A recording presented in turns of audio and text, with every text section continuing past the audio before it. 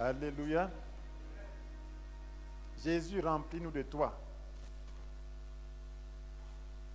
Vivre pleinement en Jésus-Christ. Nous voulons vivre pleinement en Jésus. Vous êtes les bienvenus dans cette cinquième édition, autant pour moi, du culte de guérison. Nous allons parler du statut de fils et celui d'ouvrier. C'est le Seigneur qui a institué ce culte de guérison. Parce qu'il voudrait qu'on vive pleinement en lui. Et ce matin, par son esprit, nous voulons vivre pleinement en Jésus. Que son Esprit Saint nous assiste ce matin. Que son Esprit Saint m'utilise pleinement pour communiquer sa grâce. Dieu envoya sa parole pour guérir son peuple dans le psaume 107, qui s'était éloigné de lui. Dieu va envoyer sa parole pour nous guérir, pour nous maintenir en santé, en ces temps difficiles. C'est pour cela que je prie que son Esprit Saint opère pleinement au travers de moi. Donc, statut de fils ou celui d'ouvrier. Ce matin, nous allons comprendre qu'il ne suffit pas de croire en Dieu, mais qu'il faut définir le type de relation à entretenir avec lui. On croit en lui, mais quel est le type de relation que nous entretenons avec le Seigneur? Nous devons savoir les privilèges et les limites de notre option. Fils ou ouvrier. Vous savez, dans une grande maison, ceux qui ont quelques moyens ont beaucoup de gens. Il y en a qui travaillent comme des ouvriers. Il y en a qui sont les enfants de la famille, des fils. Et vous allez voir que ces deux catégories de personnes ont des attitudes et des attentes différentes. Le fils, lorsqu'il travaille, ce n'est pas pour attendre un salaire. Il travaille en tant que potentiel propriétaire. Il travaille, s'applique pour pouvoir mieux comprendre. Et il travaille, pas parce qu'on va le payer, mais il a part au patrimoine. Mais l'ouvrier travaille pour obtenir quelque chose, pour obtenir un salaire. Et c'est très intéressant de comprendre cela. Parce que dans le rapport que nous avons avec Dieu, il y a ces deux types de relations. Il y a des gens qui sont des fils, il y a des gens qui sont comme des ouvriers. Alors Dieu voudrait que tout le monde soit des fils. Et dans son dessein éternel, Dieu avait prévu que l'homme puisse porter son image, que l'homme soit un fils. Il avait établi sur la terre entière. Il avait créé le monde entier, il l'avait établi. Et il lui avait légué la terre. Vous voyez, il lui avait donné cela en héritage. Dans Genèse chapitre 1, verset 26, nous voyons, Dieu dit, faisons les hommes à notre image, ceux qui nous ressemblent, pour qu'ils dominent sur les poissons des mers, sur les oiseaux du ciel, sur les reptiles sur toute la terre, sur les bestiaux sur toute la terre, sur les reptiles et les insectes. Donc pour qu'ils dominent sur les poissons des mers, sur les oiseaux du ciel, sur les bestiaux sur toute la terre, sur les reptiles et les insectes. Donc Dieu l'avait établi. Vous voyez, c'est les fils qui héritent, n'est-ce pas? Mais l'ouvrier n'hérite pas. Il attend son salaire, il s'en va. Mais la relation d'ouvrier est une relation juste permissive parce que ce n'est pas la volonté intentionnelle de Dieu. Ce n'est pas la volonté originelle de Dieu. Lorsque Dieu créa l'homme, il avait une vision. Imaginez-vous l'homme, à ce qu'il soit à son image. Dieu voulait que l'homme soit heureux. Dieu voulait qu'il y ait une relation vraiment entière avec lui. Dieu voulait l'inclure dans la divinité.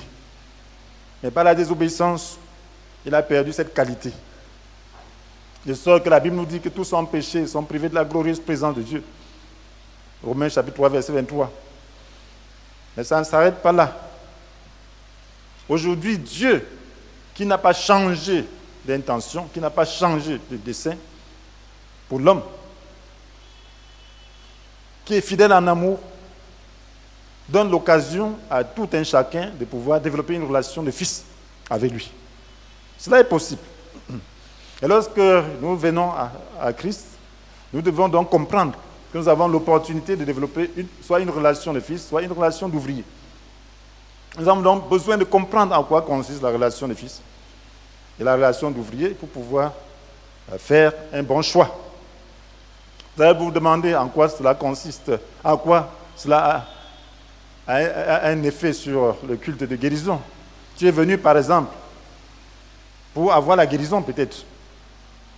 Mais je voudrais te dire que ce matin, Dieu voudrait te guérir différemment. Il voudrait te donner de comprendre sur quelle base il doit te guérir. Et toi-même, tu dois choisir la base sur laquelle il doit te guérir.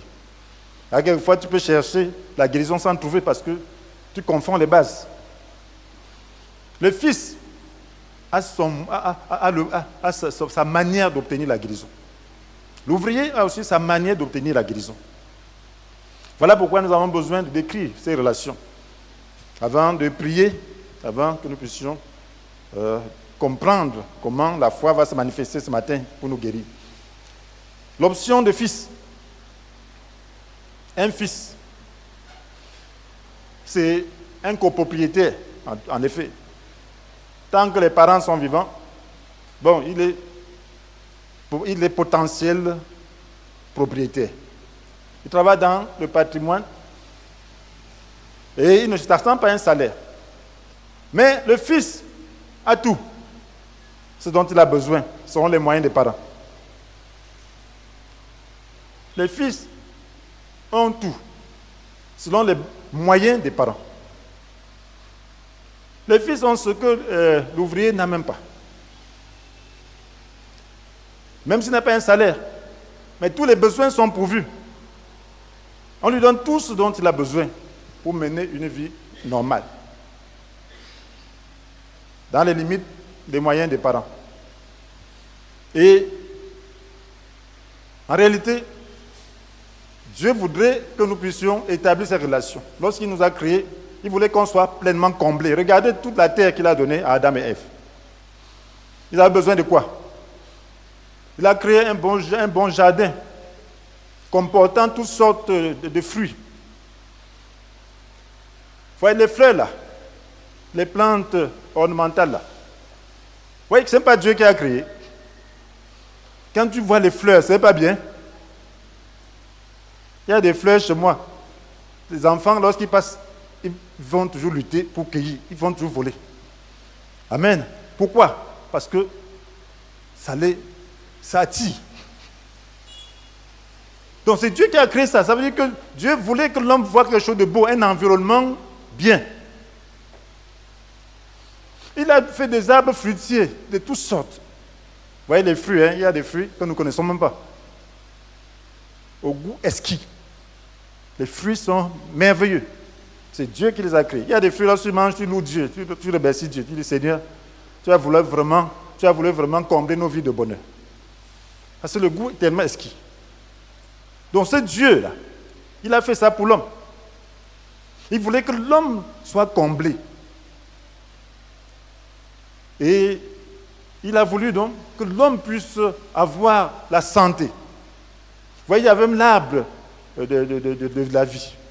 Donc si l'homme mangeait cela, il ne mourrait jamais.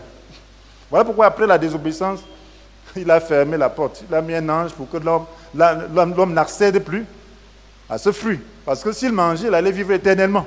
Donc Dieu a même prévu la vie éternelle. L'homme ne devait pas souffrir de maladies, souffrir de pauvreté, souffrir de difficultés. En réalité, l'homme est pauvre parce que le monde est rempli d'égocentrisme. Parce que toutes les ressources de la terre, si c'était partagé, équitablement, chacun serait heureux. Mais le monde n'est plus entièrement sous la domination du Seigneur. Et c'est la raison pour laquelle il y a trop de difficultés. Il y a des maladies, ce n'est pas selon la volonté de Dieu. Il y a des accidents, toutes sortes de maux, ce n'est pas la volonté de Dieu.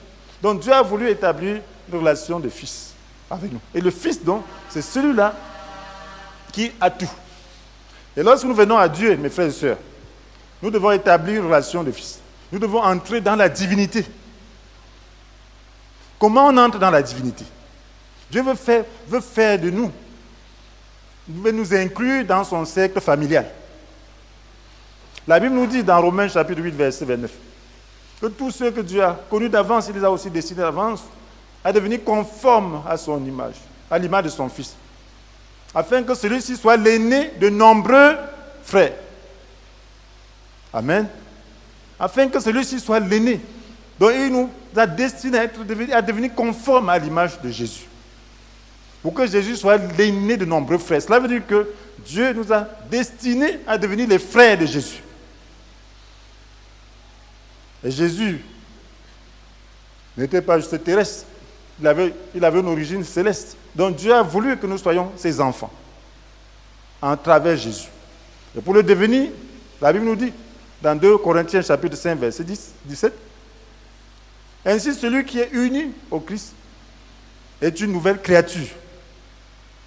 Ainsi celui qui est uni au Christ est une nouvelle créature. Si tu es uni au Christ, tu es une nouvelle créature. Ce qui est ancien a disparu, voici ce qui est nouveau est déjà là. Ce qui est ancien a disparu. Pour établir ces relations, il faut être uni au Christ et avoir la foi. Parce qu'en réalité, Dieu n'a pas voulu que l'homme soit uni à moitié à Christ. Il voulait une identification totale. De sorte que, comme le dit 2 Corinthiens 5, verset 15, et il est mort pour tous, pour que ceux qui vivent ne vivent plus pour eux-mêmes, mais pour celui qui est bon à leur place et ressuscité pour eux. Donc on ne devrait plus vivre pour nous-mêmes.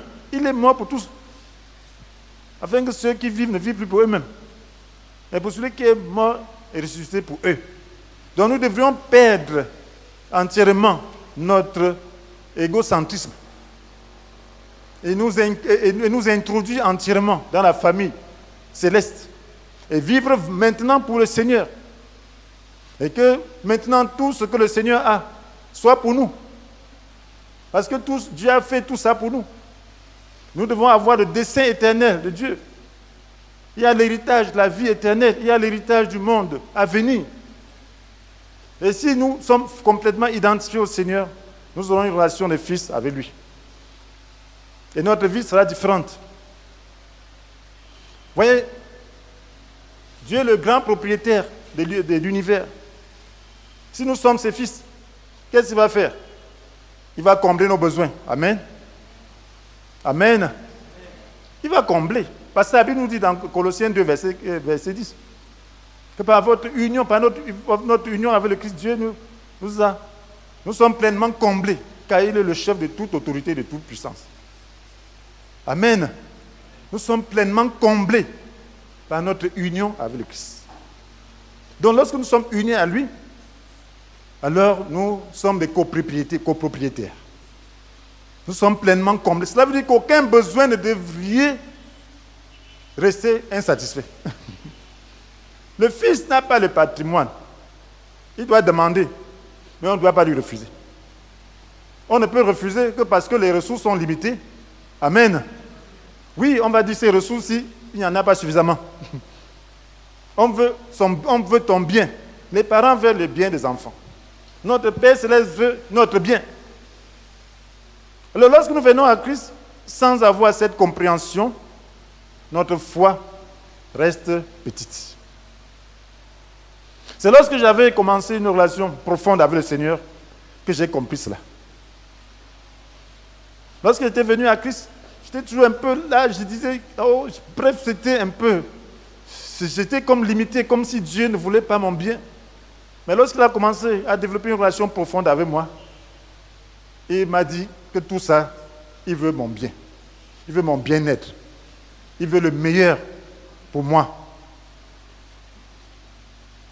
Mais ce n'est pas quelque chose que tu dois porter pour mettre là et regarder. Donc quand tu as un besoin, Dieu doit répondre à ton besoin. Et si nous croyons cela, vous savez, sans la foi, il est impossible d'être agréable à Dieu. Et la foi ne vient que de la parole de Dieu. La parole, esprit et vie. Ce que tu crois, c'est ce que tu as. tu ne crois pas que Dieu veut ton bonheur, tu ne connaîtras pas le bonheur. Mais si tu crois que Dieu veut ton bonheur, quelles que soient les circonstances par lesquelles tu passes, c'est en vue de ton bonheur. Amen. Il faut croire ça profondément. Nous avons des enfants. Quel est le parent qui ne veut pas le bonheur de son fils? Donc, ce qui fait que notre foi là ne doit pas être la religion. La parole de Dieu doit être vraie. Un fils, lorsqu'il travaille, il veut comprendre dans quel esprit les parents travaillent. Il veut comprendre l'esprit de la propriété, du patrimoine. Il veut comprendre dans quel esprit les affaires se font. Les affaires des parents se font. Lorsque Jésus est venu, il parlait des affaires de son père. À 12 ans, les parents étaient appelés à une fête, dans Luc chapitre 2. Après, il est resté au milieu des docteurs de la loi pour écouter la parole et répondre poser des questions et répondre à certaines. Ses parents l'ont cherché, c'est-à-dire 3 jours, sans trouver. Ils sont rentrés pensant qu'ils étaient ensemble avec ses amis. Imaginez-vous que les gens viennent comme à Yaoundé à une fête. Les gens quittent peut-être Bamenda. Oui, Bolova, ils viennent à Yaoundé. Après, maintenant, il faut rentrer ensemble. L'enfant de 12 ans ne rentre pas. Peut-être on va jusqu'à Bamayo ou je ne sais pas où, avant de se rendre compte qu'il n'est pas là. On commence à le chercher parmi les siens, on ne le trouve pas. On retourne, on le trouve au temple. Parmi les docteurs, 12 ans, un enfant de 12 ans. Écoutant, posant des questions, répondant à certains. Il dit, pourquoi nous as-tu fait tant de peine? Il dit, pourquoi vous cherchez, vous? Vous ne savez pas qu'il doit m'occuper des affaires de mon père? Amen. Les affaires du Père, à travers quoi? À travers la parole. Amen. Il faut s'occuper des affaires du Père. Mon frère, ma soeur, si tu vas avoir une relation de fils avec Dieu, tu dois prendre la parole de Dieu au sérieux. La parole de Dieu doit être prise au sérieux, dans son ensemble. Un fils doit comprendre, il veut comprendre tout. Parce que demain, il doit gérer. Et lorsqu'il gère même devant les parents, il faut qu'il le fasse dans l'esprit. Il faut comprendre. Il était là pour comprendre. C'est pour cela qu'il pouvait citer la parole. C'est pour cela qu'il pouvait dire la parole. Il comprenait. Et si tu veux développer une relation de fils avec le Seigneur, tu dois prendre la parole de Dieu au sérieux. Parce que Dieu, à travers sa parole, t'a déjà tout donné. Dieu nous a déjà comblé de bénédictions. Et c'est la parole de Dieu qui nous permet de découvrir cela. C'est la parole de Dieu qui nous permet de nous approprier cela. Parce que la foi vient de ce qu'on entend. La foi vient du message que l'on entend. Et ce message est celui qui porte sur une parole de Christ.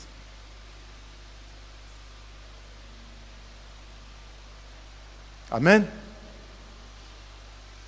Romains 10, verset 17. Donc, il faut que tu puisses comprendre ce que le Père t'a donné. Et ce n'est qu'en lisant la Bible. Un fils ne lit pas la Bible simplement pour avoir quelques petites connaissances. Un fils lit la Bible pour comprendre la pensée de Dieu. Pour comprendre toute la pensée de Dieu. Et c'est ça la source de sa bénédiction. La Bible nous dit dans Somme, chapitre 1, verset 1 à 3, que heureux l'homme qui ne marche pas selon le conseil des méchants et qui ne va pas se placer sur le chemin des pécheurs et qui ne s'assied pas en compagnie de moqueurs. Et toute sa joie, il la place dans la loi de l'Éternel qu'il médite jour et nuit. Amen. Toute sa joie, il la place dans la loi de l'Éternel qu'il médite jour et nuit. Il prospère comme un arbre planté près d'un courant d'eau. Non? Il prospère. Qui donne toujours son fruit lorsqu'en revient la saison. Son feuillage reste vert. Tout ce qu'il fait, réussit. Tout ce qu'il fait, réussit. Pourquoi? Parce qu'il ne marche pas selon le conseil des méchants. Donc il ne dit pas son conseil des philosophies humaines, des méchants. Des gens qui ont une mauvaise vie. Il ne va pas se tenir sur le chemin des pécheurs. Il ne va pas voir ce que les pécheurs font. Avec les réseaux, aujourd'hui, il y a possibilité de passer son temps à regarder ce que les pécheurs font. Ce n'est pas ça. Amen. Ne passe pas ton temps à regarder ce que les pécheurs font. Les réseaux sociaux. Mais toute sa joie et la place dans la loi de l'Éternel. Que ce que les pécheurs font t'attriste, de sorte que tu n'aimes pas la possibilité de regarder 2 minutes. Amen. Que ça t'attriste. Mais que tu puisses mettre toute ta joie dans la loi de l'Éternel, que tu médites jour et nuit. Quand tu as 1 minute, lis la parole de Dieu. C'est ce que le Seigneur est en train de faire pour nous en cette année. Si tu trouves ta joie dans la parole de Dieu, tu es sur le bon chemin. Lorsque j'ai 1 minute, je lis la parole. Même quand je suis occupé, comment? Si je suis en train d'attendre, je lis la parole. Elle me bénit, elle me restaure. Elle me fait du bien. Elle fait du bien à mon âme. Dans ce monde, il y a trop de choses qui perturbent l'âme. Mais quand je lis la parole, je me sens rafraîchi. Je me sens appartenir à un autre monde. Je me sens bien. Si ce n'est pas le cas pour toi, cherche le Seigneur. Brise la glace. Commence à lire vraiment la parole. Ne lis pas juste comme une friandise. Lis de la Genèse à l'Apocalypse. Amen. Lis de manière suivie. Et lis aussi, médite aussi des versets bibliques, indépendamment. Et cherche à retenir les versets bibliques. Ça va te faire du bien. Donc voilà le Fils. Lis la parole. Et ce que Dieu avait prescrit à Josué pour réussir, c'est dans Josué chapitre 1, verset 8. Aie soin de répéter sans cesse les paroles du livre de cette loi. Médite-le les jours et nuits, afin d'y obéir et d'appliquer tout ce qui est écrit. Car alors tu auras du succès dans tes entreprises, alors tu réussiras. Médite jour et nuit. Amen. Afin d'appliquer tout ce qui est écrit. Pour y obéir, afin d'appliquer tout ce qui est écrit. Car alors tu auras du succès dans tes entreprises, alors tu réussiras. Tu réussiras. Tu veux réussir? Dieu a déjà libéré la réussite. Tu veux guérir? Dieu a déjà libéré la guérison. Elle se trouve dans la parole. Il suffit maintenant de prendre possession de cela. Et maintenant, la prière vient simplement donner un coup de grâce.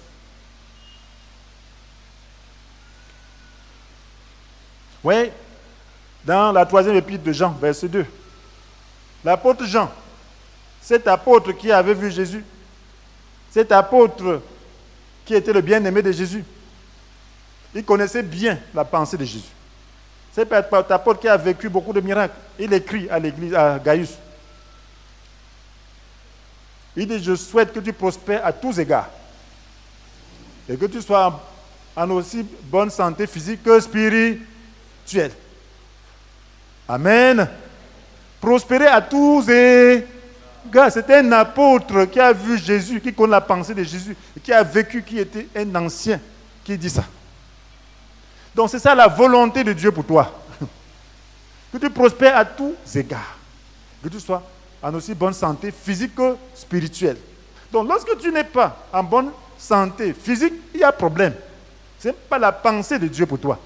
Lorsque tu n'es pas en bonne santé spirituelle, il y a problème. Ce n'est pas la volonté de Dieu pour toi. Parce que la santé spirituelle doit influer sur la santé physique. Le spirituel doit commander le physique. Ne dis pas, je n'ai pas de péché dans ma vie. Ce n'est pas ça. Un fils n'est pas un pécheur. Mais est-ce que tu es là où le Père t'attend? Est-ce que tu es là où on t'attend? Est-ce que tu as le niveau de grâce que Dieu attend de toi? Est-ce que tu as le niveau de communion que Dieu attend de toi? Ce n'est pas question de péché, petit péché. Ce n'est pas de ça qu'il est question pour le Fils. Pour le Fils, c'est question de la volonté du Père, des affaires du Père. Est-ce que tu es comblé? Je dis, quand on croit au Seigneur, c'est une opportunité. Si on croit sans être comblé, vraiment, je ne sais pas où on sera comblé sur cette terre. C'est qu'on a été créé pour rien. C'est une opportunité. Être comblé, ce n'est pas par rapport à ce qu'on a. Le Père peut serrer. Ça dépend du but qu'il veut atteindre avec toi. Amen. Mais il faut que ce soit sa volonté. Amen. Il ne faut pas parce que tu es paresseux, parce que tu ne lis pas, parce que tu te tiens sur le chemin des pécheurs, parce que tu reçois les conseils des méchants, parce que tu t'assieds en compagnie de moqueurs, parce que tu veux seulement satisfaire ton âme. Satisfaire ton âme là, ça fait quoi? Passer ton temps à juste avoir des émotions, ça n'a pas de sens pour le Fils. Le Fils veut combler le cœur du Père. Le Fils trouve sa satisfaction au pied du Père, dans la plénitude de l'Esprit. L'option d'ouvrier, mes frères et sœurs. Vous voyez, l'ouvrier est motivé par le gain. Et un ouvrier, vous voyez, vous allez toujours voir l'augmentation des salaires qu'on réclame. Les bonnes conditions de travail, les meilleures conditions de travail. Donc l'ouvrier là, toujours à se plaindre. Est-ce que tu es un ouvrier, mon frère? Quand tu as cru, est-ce que tu te plains? Pour savoir facilement quelqu'un qui est ouvrier, c'est quelqu'un qui se plaint. Un chrétien qui se plaint, c'est un ouvrier. Un chrétien ne doit pas se plaindre. Il doit tout avoir. Quand c'est dur, il sait que de toutes les façons, il faut qu'il soit en bon terme avec le Père, parce que s'il est en bon terme, le Père va faire quelque chose avec lui. Parce que tu es un Père. Ta vie ne dépend pas de quelqu'un d'autre en dehors de Dieu. Quand tu crois, tu changes de paternité, maintenant c'est Dieu qui est ton Père. Et Dieu étant ton Père, ta vie maintenant dépend de ta relation avec lui. Ta vie dépend de ta compréhension. Ta vie dépend de ta foi. Ta vie dépend de ton engagement. Ta vie dépend de ta disposition. Vous savez qu'il y a des enfants qu'on frustre, non? Il y a des enfants têtus. Quand nous grandissions, mon père pouvait acheter certains habits, n'achète pas, l'autre dit tu es têtu. Oui. Que l'autre jour, j'ai fait si je t'ai dit de faire si tu n'as pas fait. Il achète les habits, il n'achète pas sa part. Amen. Mais tu peux être un fils têtu. Donc il faut que tu changes. Il faut que le Père voie que tu as changé. Et si tu changes, le Père veut ton bien. Est-ce que le Père aime que l'enfant reste dans cette situation? Non. Il le discipline simplement pour essayer de le pousser à changer. Beaucoup de chrétiens sont têtus. Nous sommes têtus. Têtus. Mes frères et sœurs, l'ouvrier veut son salaire. L'ouvrier ne veut que le temporel. L'ouvrier, lorsqu'il vient à Christ, c'est pour un besoin. Peut-être il veut guérir. Peut-être il veut le mariage. Peut-être il veut le travail. Peut-être il veut voyager pour les Africains. Amen. Oui, là il vient. On dit qu'un homme de Dieu puissant, lorsqu'il veut prier, là tu vas voyager. Mets ton offrande là-bas. On va mettre l'offrande. Il vient, il prie. Il veut simplement, il veut pas la discipline. Toute discipline qui n'est pas en rapport avec son besoin, il refuse. Mais si tu lui demandes une discipline à faire par rapport à son besoin, il va le faire. Tu ne pêches pas. Si tu pêches, tu ne vas pas voyager, il va rester sans pécher. Mais une fois qu'il va voyager, il va continuer à pêcher. Tu abstiens-toi pour avoir un mari, il va s'abstenir. Lorsqu'il aura un mari, elle va commencer encore à pécher. Donc, en réalité, il est là simplement pour un gain. Il donne tout ce qu'on donne, tout ce qu'on demande. Mais que ce soit la repentance, il va réciter Jésus, ceci. Mais pour atteindre une fin, qui est peut-être sa réussite, sa prospérité. Et une fois atteint, cette fin atteinte, alors il fait exactement ce qu'il veut. Parce qu'un ouvrier gagne son salaire pour aller dépenser comme il veut, non? Donc il doit faire comme il veut. Le travail qu'il fait là, c'est la discipline qu'il donne là. La parole de Dieu qu'il lit est en rapport avec son besoin. Il ne lit que des choses en rapport avec son besoin.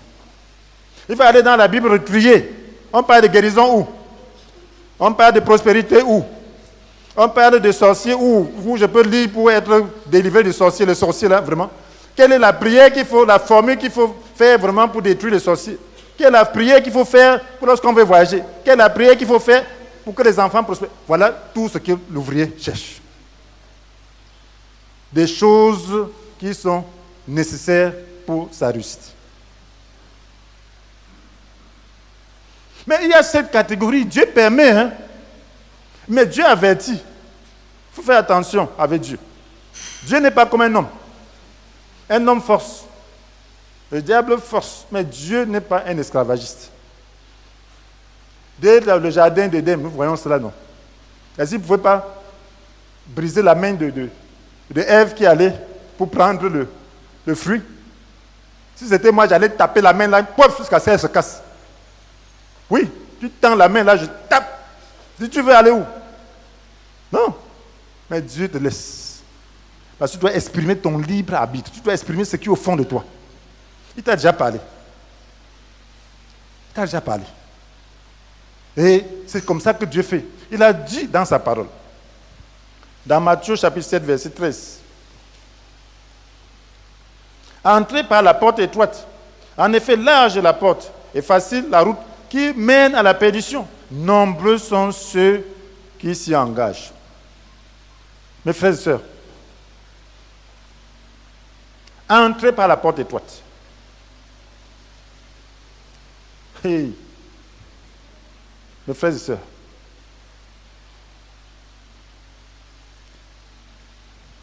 en effet, large est la porte et facile la route qui mène à la perdition.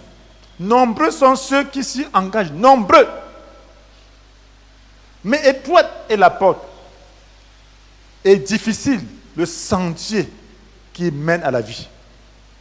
Qui sont peu nombreux ceux qui les trouvent.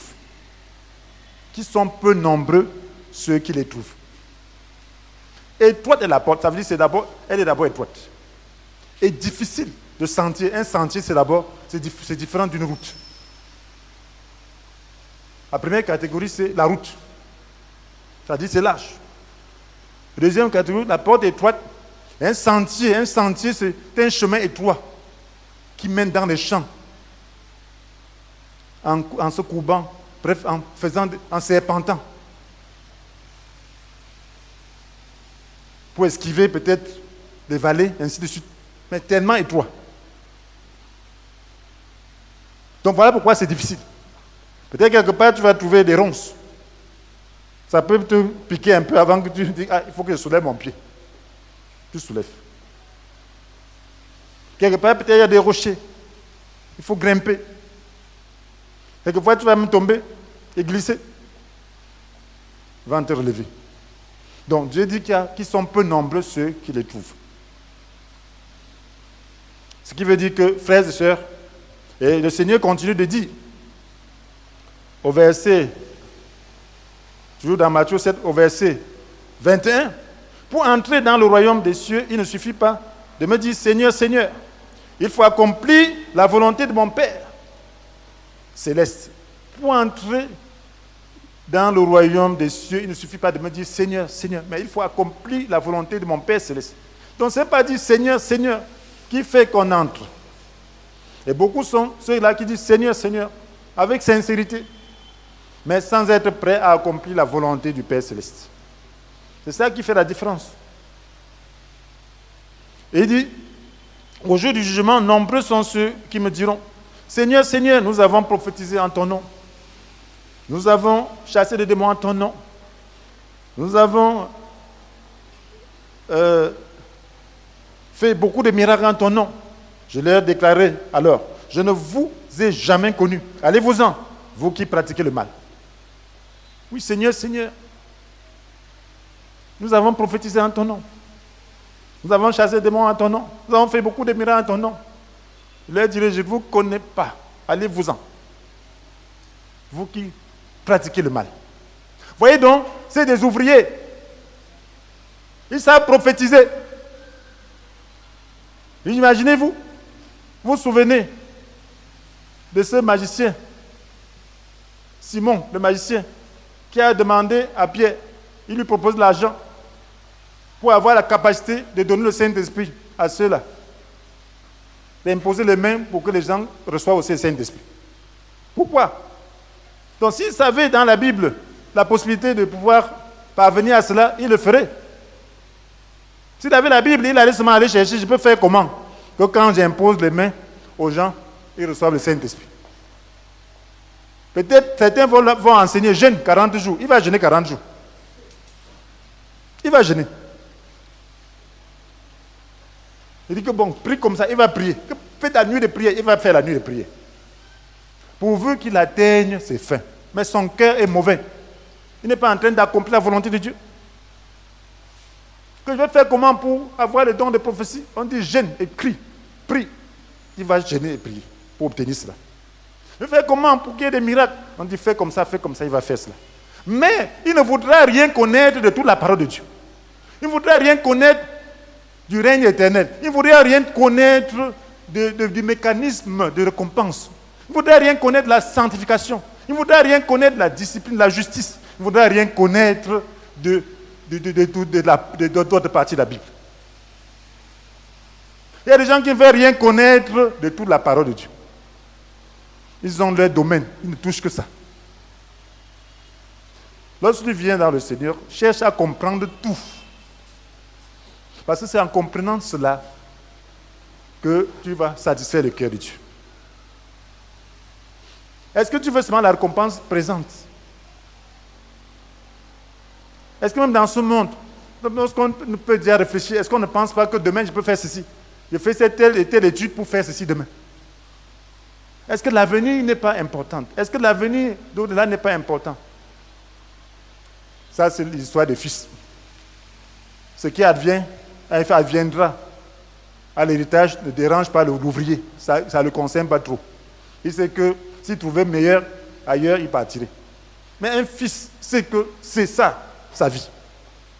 Lorsqu'il vient au Seigneur, cherche à comprendre comment lui récompense. Cherche à comprendre comment il va te classer demain.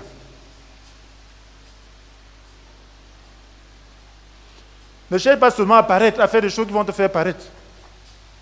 Il y a des gens qui aspirent au service seulement pour se faire voir.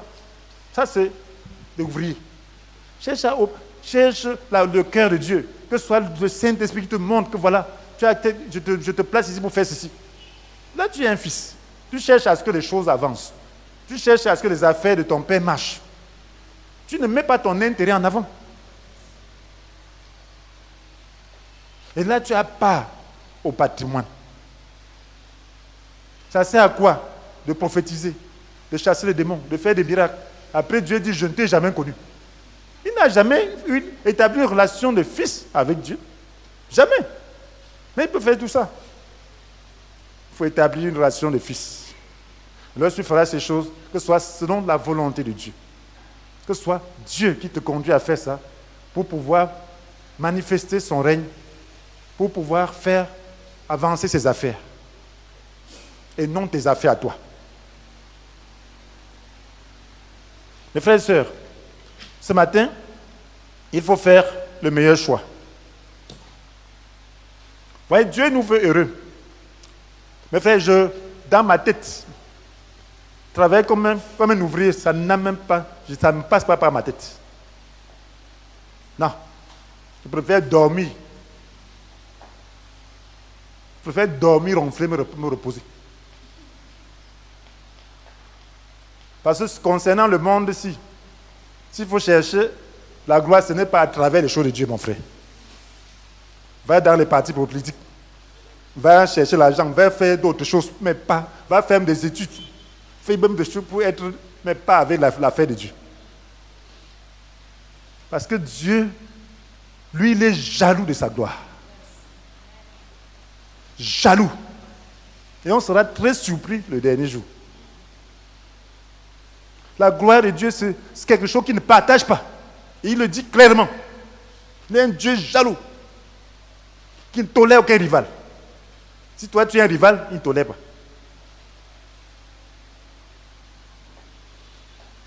Si tu veux faire ça, va dans le monde. C'est là où ça se passe. Le diable, c'est ça, c'est le chef de ça, la rivalité de tout. Il met même ses propres gens en conflit, il les détruit. Mais Dieu, ce n'est pas ça. Dieu, c'était un Dieu d'ordre. Il donne à chacun sa tâche. Regardez comment il avait organisé la sacrificature, les Lévites, les classes de Lévites, les classes de sacrificateurs, tout. Regardez l'organisation dans le temple de Dieu. Chacun ne fait que sa tâche.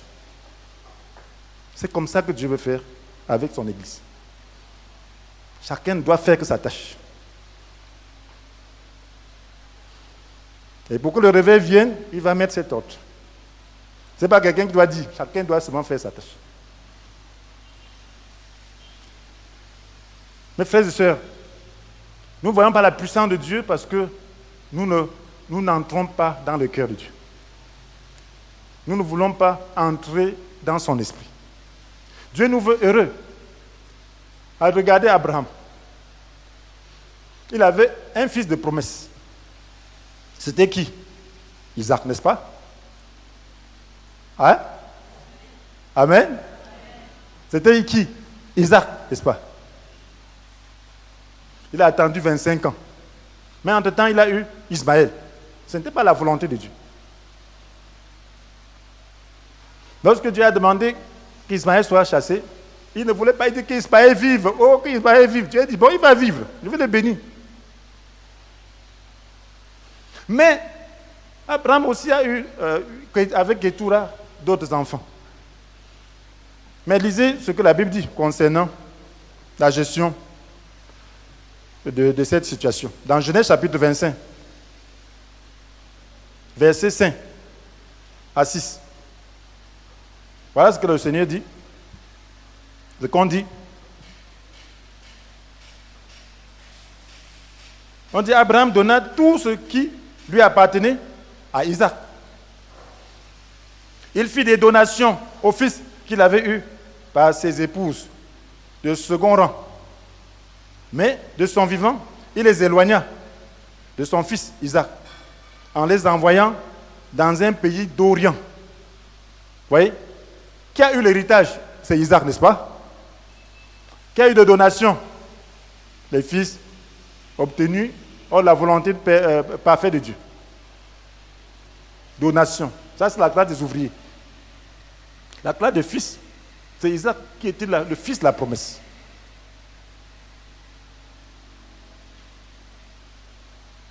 Pourquoi? Parce que le fils ne devait pas faire n'importe quoi. Les autres sont partis avec la donation pour faire ce qu'ils voulaient, pour adorer les dieux qu'ils voulaient. Ils ont adoré les dieux qu'ils voulaient, tous les autres là. Ils ont adoré leur Dieu. Mais Isaac devait adorer le vrai Dieu. Amen. Voilà pourquoi Dieu dit qu'il est le Dieu d'Abraham, d'Isaac et de Jacob.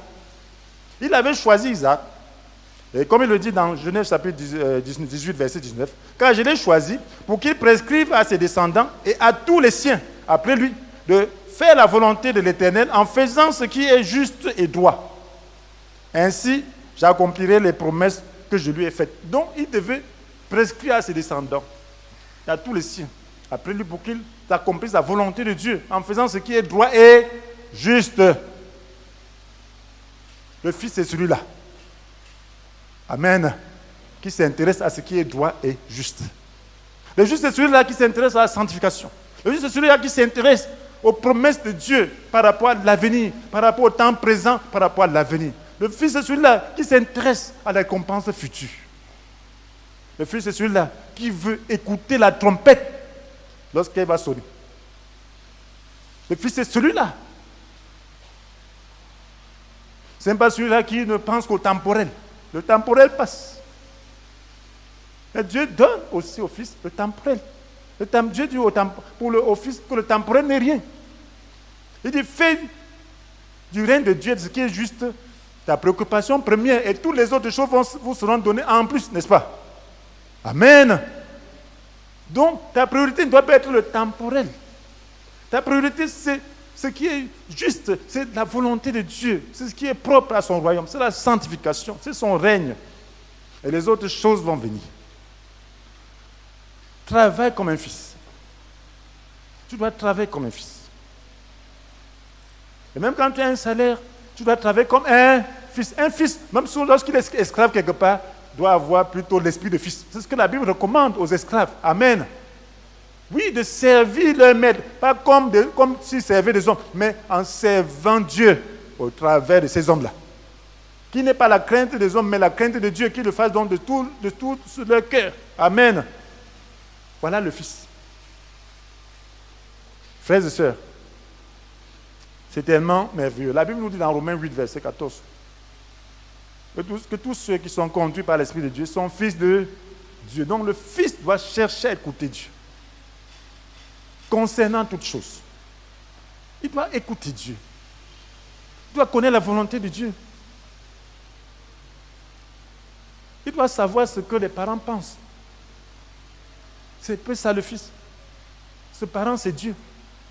Concernant telle affaire, concernant telle autre chose. Et Dieu doit lui déranger, il doit lui montrer cela. Et mes frères et sœurs, comprenez donc que la guérison, c'est la nourriture des enfants. Amen, la maison. Matthieu 15, verset 26. La guérison, c'est la nourriture des fils. La guérison, c'est aussi un don que Dieu donne aux ouvriers. La guérison, c'est un don que Dieu donne à tous ceux qui viennent vers lui. Mais c'est la nourriture des fils. Ça veut dire qu'en tant que fils, Dieu a prévu déjà ta guérison. Amen. Oui. Ce n'est pas ces blessures que vous avez été guéris. Dieu dit qu'on a déjà été guéris. Donc, lorsqu'un fils lit la Bible, il lit pour avoir non seulement le temporel, mais pour avoir tout ce qui concerne les affaires de son père. Les affaires de son père sont pour le présent et pour l'avenir. Donc, ce que Dieu te donne présentement, tu dois prendre parce que c'est important, ça glorifie Dieu. Ce n'est pas pour toi, c'est pour lui. Amen. Tu dois avoir la mentalité de fils et non la mentalité d'esclave. Mais l'ouvrier, il a des besoins très précis. Tu peux venir peut-être pour chercher la guérison, pour chercher la prospérité. Dieu va te donner. Si tu vraiment le fais de tout ton cœur, parce que la Bible dit tous ceux qui feront appel au Seigneur seront sauvés. Que tout est possible à celui qui croit. Donc si tu crois de tout ton cœur, Dieu va te donner. Celui qui insistait pour obtenir la guérison auprès de Jésus, il donnait. Regardez cette femme cananienne. Jésus n'était pas venu pour une mission en dehors d'Israël. Mais elle a pu obtenir la guérison en insistant par sa foi. Quand Jésus a dit, oh femme, ta foi est grande. C'est la foi qui a arraché ça. Amen. Mais tu dois avoir la foi. Souvent, ceux qui ont des ouvriers ont même plus de foi que les enfants. Pourquoi? Alléluia. Parce qu'ils focalisent toute leur attention sur ça. Ils arrachent. Mais l'enfant aussi, tu dois faire tout et tout pour avoir la foi. Hein. Parce que sans la foi, on ne plaît pas au Seigneur. Amen. Oui, tu dois refuser l'incrédulité.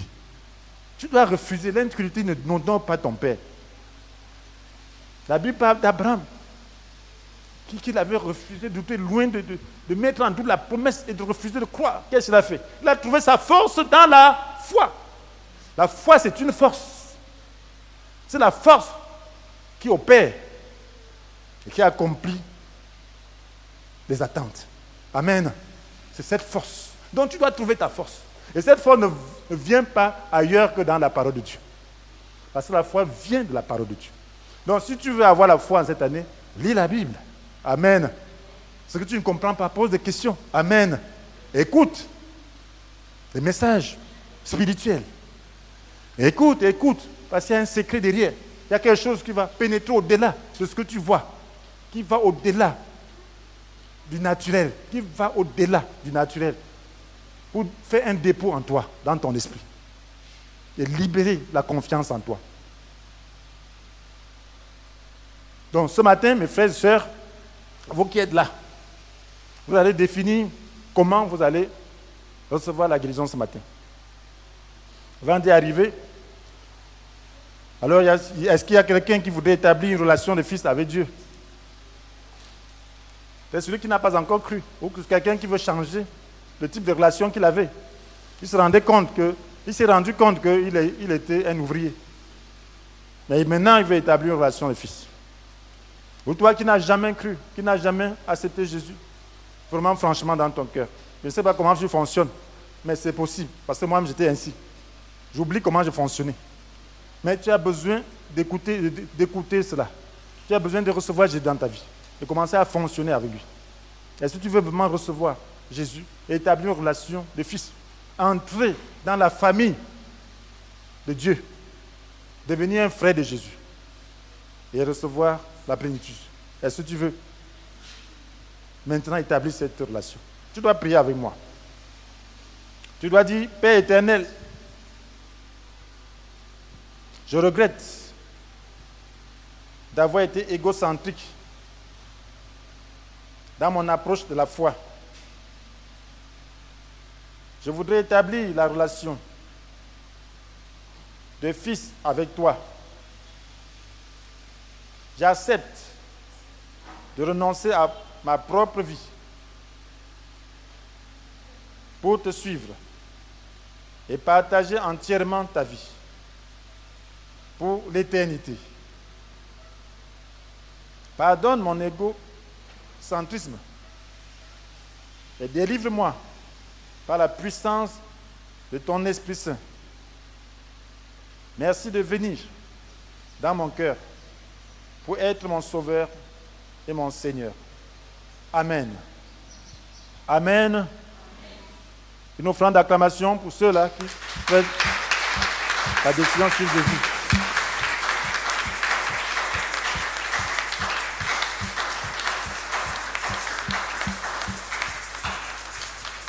Gloire à Dieu. Gloire à Dieu. Nous allons procéder différemment ce matin. Vous voyez, quand on lisait dans 2 Rois chapitre 5, Naaman le Syrien était venu voir le roi d'Israël pour recevoir la guérison. Parce qu'il y avait une esclave juive qui a parlé d'Élisée et que ce général syrien pouvait être guéri. Le roi l'aimait beaucoup, mais il était lépreux. Il a fait les choses de manière diplomatique en roi. Il a écrit une lettre au roi d'Israël avec beaucoup de cadeaux, beaucoup d'or, d'argent, pensant que les choses vont se faire juste comme ça, à ce niveau. Quand le roi reçoit la lettre, il commence à déchirer ses vêtements. Parce que qui peut guérir la lettre en dehors de Dieu? Voilà Élisée qui suit. Il dit, mais pourquoi tu déchires tes vêtements? Envoie-le vers moi, qu'il sache qu'il y a un Dieu en Israël. Lorsqu'il vient vers Élisée, Élisée ne sort même pas. Il dit d'aller se laver 7 fois dans le Jourdain. Le général se fâche parce qu'il n'avait que la pensée de grandeur. Il se disait qu'il allait sortir, le toucher, mettre la main à la place et le guérir. Ce n'est pas comme ça. Amen. Vous pouvez le faire autrement. C'est pour dire que Dieu a 1000 manières de pouvoir te guérir. Jésus, quelquefois, parlait seulement. Quelquefois, il touchait le malade. Quelquefois, il insistait même. Alors, ce général Naaman voulait rentrer tout fâché. Son serviteur lui a dit, mais si je te demandais quelque chose de difficile, tu n'as pas fait. Il se disait, mais le coup d'eau, le Anama et le papa de la Syrie, ces coups d'eau ne sont pas plus importants que tous les eaux d'Israël. Est-ce que vous ne pouvez pas me plonger dedans pour devenir pur? Donc il avait une philosophie. Il pensait que c'était la grandeur du coup d'eau. Mais c'était la qualité, c'était la volonté de Dieu. Ce n'est pas la grandeur de quelque chose qui est important pour Dieu. C'est pas ça. C'est ce que Dieu veut. Dieu veut. Quelle est sa volonté pour toi ce matin? Finalement, il a obéi, il s'est plongé 7 fois. La lèpre l'a quitté. Il était tout content de revenir voir le prophète. Ce matin, selon ton choix, sois sincère avec Dieu. Amen. Dis à Dieu, j'ai appris relation de fils, machin, mais je ne suis pas encore prêt. Je veux ma guérison. Amen. Oui, je souffre. Je veux ceci, je veux cela. Maintenant, si tu es un fils du Seigneur, j'étais fils rebelle. Amen. Je me repens. J'étais un fils paresseux qui suivait le conseil des méchants, qui allait se tenir sur le chemin des pécheurs. Repens-toi pour cela. Amen. Repens-toi. Engage-toi à suivre son conseil. Et maintenant, on va prier. C'est le Saint-Esprit qui guérit mon frère, ma soeur. Et le Saint-Esprit est dans cette salle. Lorsqu'on va prier, le Saint-Esprit sera davantage relâché pour opérer. Tu vas poser la main sur toi-même. Tu vas expérimenter la grâce du Seigneur. Tu vas poser la main sur toi. Nous allons chanter. Tu vas t'imposer la main. Ne fais pas comme Naaman. Il disait que je pensais qu'il allait m'imposer les mains. Non. C'est la démarche de ce matin. Amen. Tu as imposé la main sur toi. Nous vivons dans un contexte très difficile. Il y a le coronavirus, il y a beaucoup de choses. Il y a d'autres virus qui vont menacer le monde. D'autres pourront être même des fabrications humaines. Donc très compliqué. Nous avons besoin de la foi. Nous avons besoin de la guérison. Et le Seigneur a prévu cela dans notre alliance. C'est notre nourriture. Nous devons manger. Nous ne devons pas décevoir le Seigneur. Nous devons glorifier le Seigneur par la foi en la guérison. Amen. Cela n'exclut pas la médecine. Parce que tout ce qui est scientifique, Dieu, lui, il est dans les sciences. Pas les sciences négatives, les vraies sciences, puisque tout est scientifique. Même ton corps là est scientifique. Les lois de la nature, c'est Dieu qui les a établies. Donc il y a des remèdes qui opèrent dans la loi de la nature pour pouvoir te guérir. Tant que ça n'a pas de danger, il n'y a pas de problème. Amen. Mais tu dois croire au Seigneur pour ne pas être esclave des remèdes. Tu dois croire.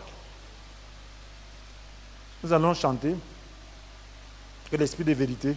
Pendant ce temps, mon frère, ma soeur, que l'Esprit de vérité vienne sur toi. Pour confirmer la parole.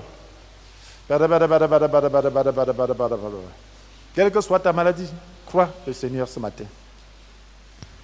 C'est un cadre qu'il a créé pour pouvoir guérir son peuple. Crois le Seigneur. Fais-lui confiance pendant que nous allons chanter. Pose la main sur toi-même pendant que tu chantes.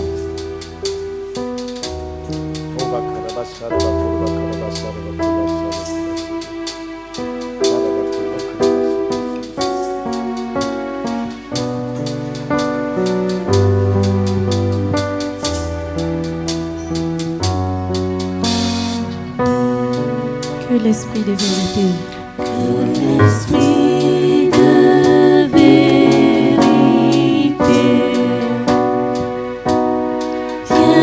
vienne sur nous maintenant, pour que nous puissions te ressembler et savoir prier. que l'Esprit de vérité vienne sur nous. Que l'Esprit de vérité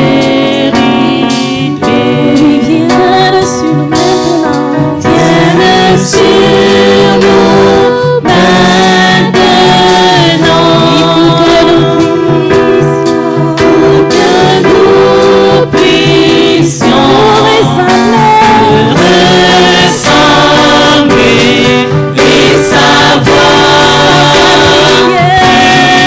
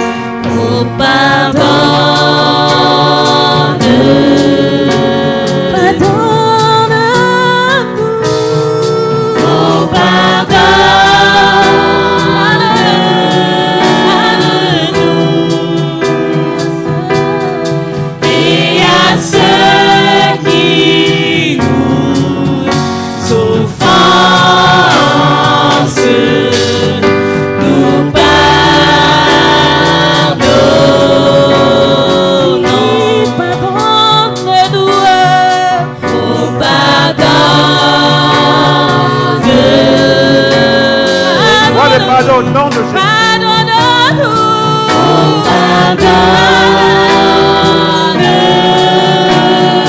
Sois guéri au nom de Jésus. Et à ceux qui nous offensent, nous pardonnons. Seigneur, nous voici, pardonne-nous. On pardonne. Sois guéri au nom de Jésus. Pardonne-nous. Pardonne-nous. On Sois guéri au nom de Jésus. Au sein à tous égards, au nom de Et à Jésus. ceux qui nous Sois béni au nom de Jésus. offensent, Sois la guérison au nom de Jésus.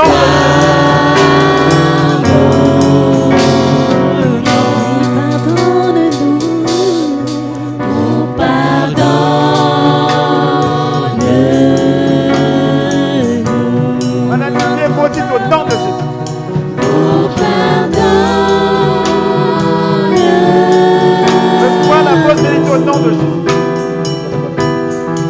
Et à ceux qui nous offensent, nous pardonnons.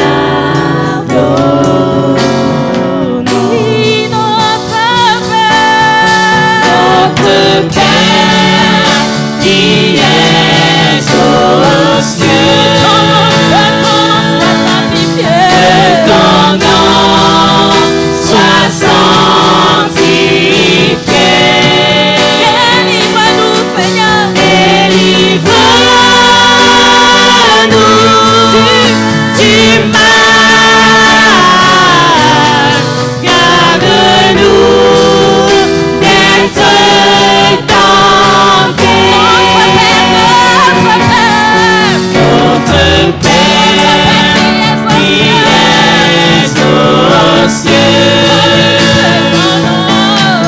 que ton nom soit sanctifié. Délivre-nous du mal. Garde-nous d'être tentés. Notre Père qui es aux cieux, que ton nom soit sanctifié.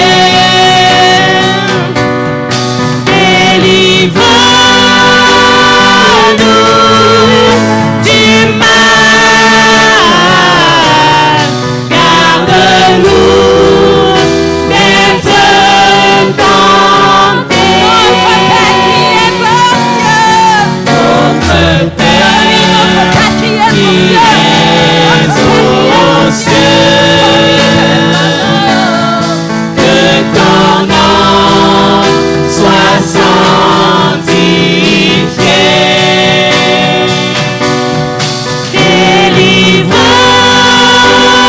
Délivre-nous du mal. Garde-nous d'être tentés. Reçois la foi au nom de Jésus. Toi seul ne règne. À toi seul ne Remercie le règne. Seigneur pour ta guérison. À toi la puissance.